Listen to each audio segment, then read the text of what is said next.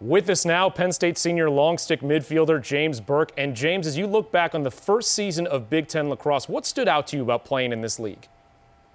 Well, coming from the CAA over to the Big Ten was truly a great experience. To see both sides of it, going from a smaller conference into something as big as the Big Ten was great. Just the media coverage and everything that came with it, the care we got as athletes, everything we got to see into was it was a lot of fun. And then on top of that, the best part of it as a player was the competition, playing against the Johns Hopkins, the Marylands, the Michigans and Rutgers, Ohio State, all very good teams in their own respect. So I think as a player, that was my favorite part, was the week in, week out competition. It never lacked, and it was a lot of fun.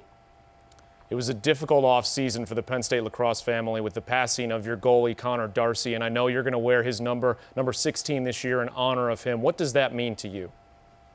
Yeah, so obviously, we all miss Connor. I miss Connor every day. Think of him, remember how much I love him. But wearing his numbers, honestly, it's a true privilege. I feel most when I'm playing on the field, and even more so when I'm able to wear number 16.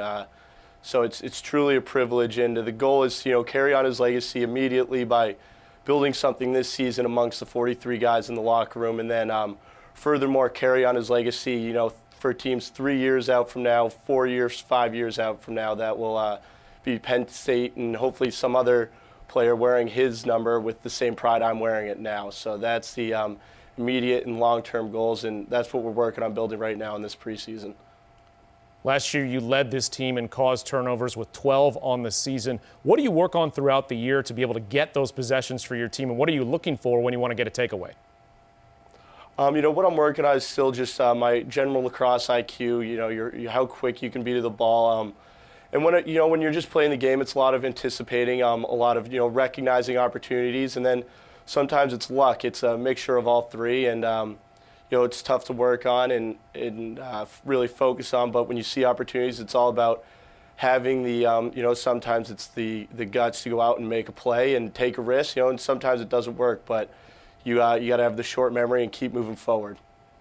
Coach Tambroni has said that you only have one gear as a player. You always give the same effort out there. Is that something that kind of came about throughout your career? Did someone tell you to bring that kind of effort, or have you always played that way? It's never really been something I've really focused on. I think it's just me playing with my emotions on my sleeve. I have a really deep love for this game, and it's been something throughout my athletic career that I've really kind of prided myself on. But more than anything, it's just me playing with my emotions and the love for the game out in the open. When you love the game as much as I do and the guys on this team do, it's easy to play hard. It's easy to push it into the next level. It's not necessarily extra burden or extra work. It's just playing the only way you know how, and that's playing with love and a lot of emotion. You were named a captain this season for Penn State. What does it mean to you to get that honor, and what do you need to do to lead this team?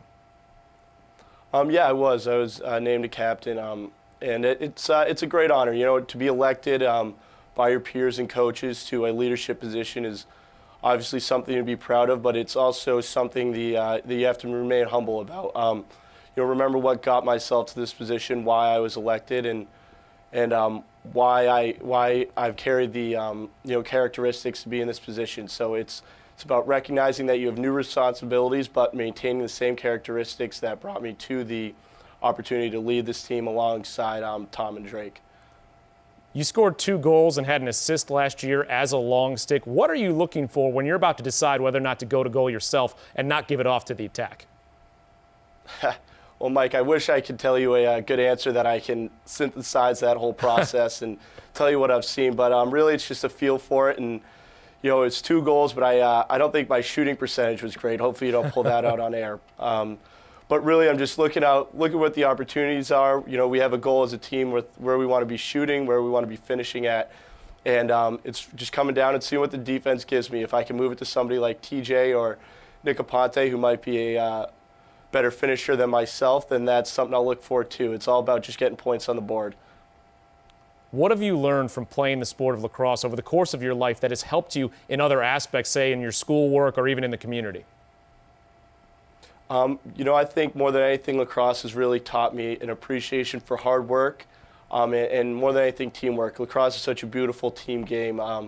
10 players takes 10 players all in sync on the field to develop great plays, to develop a win, and that's you can't do it alone. It's 1 versus 10 is never going to work. You need 10 players all on the same page, working together with one unified goal, and it's really taught me the importance of teamwork and hard work, and it's applicable throughout everything, whether it be working or schoolwork or just family life in general back home. It applies to everything, and that's kind of what makes it so special. Last season, you reached the Big Ten tournament and the semifinals following there, but what do you need to do this season as a team to get back to the NCAA tournament? So it's been since my freshman year since we made it to the tournament. I think what we need to do is just play one week at a time. It's, you're 0-1 or 1-0. It's always on to the next one. Don't dwell on the past and don't focus too much on further opportunities. It's all about the next game. So this preseason, it's all been about Robert Morris, and that's where our journey to hopefully another tournament appearance will begin. And then after Robert Morris, it'll go from there, and we'll keep working in that area. As we go through Big Ten play, it'll be the same thing up until hopefully a Big Ten tournament appearance, which will go well. And if you can get that automatic qualifier, it's something very special in the Big Ten against the competition that it has. But really, truly is just one step at a time, one game at a time, one practice, and that's how we have to look at it. And that's the message we've been trying to give to the team throughout everything. Penn State senior long stick midi James Burke, we appreciate your time and best of luck this year. Hey, thank you, Mike. Appreciate it.